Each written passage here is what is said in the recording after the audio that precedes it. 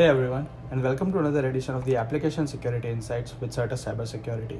I am Falgun Patel, Associate Security Engineer, and today's topic is NoSQL injection or NoSQL. In this attack, an adversary constructs a malicious NoSQL query through a web client for backend database manipulation. NoSQL injection is like a SQL injection with an exception that NoSQL injection may include query objects, while a SQL injection uses special characters. Both SQL and NoSQL injections result in an unauthorized access to information. A NoSQL database is a non-relational database which does not use SQL for queries. A variety of NoSQL database types exist. We have picked MongoDB for today's video.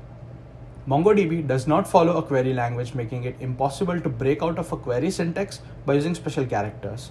Let's consider this example where we compare a SQL and a NoSQL query to authenticate a user's credentials. In both these cases, user input is still embedded into the query without any validation or sanitization, which puts even NoSQL databases at risk. However, special characters are not usable with NoSQL. Instead, special database operators must be used to change the intent of a query. Here are a few common types of NoSQL injections. In our case, we'll focus on the classic NoSQL injection. MongoDB stores objects in the JSON format as shown here. Let's start with a high-level diagram of a classic NoSQL injection that is representative of either GET or POST HTTP request. An adversary constructs a malicious NoSQL query and enters it as user data through a web client.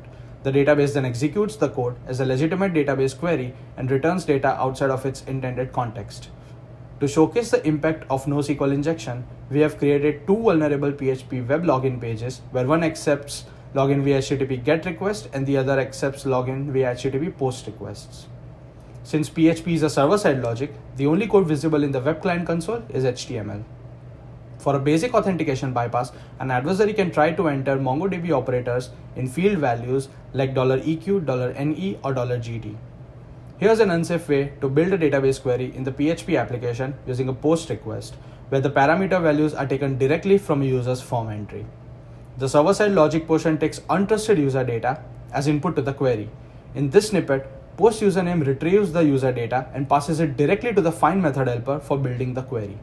If this query is then used to check login credentials, the adversary can abuse PHP's built-in associative array processing to inject a MongoDB query and find all users where the username is not equal to 1, which is highly likely to be true and may allow the attacker to bypass authentication. This may be as simple as sending the following POST request. The adversary can also leverage these operators to exfiltrate credentials of other users in the collection. Let's look at a few other ways an adversary can exploit our insecure PHP application to dump user credentials for all the other users. Here are the results of exploiting the PHP application via a GET and via a POST request.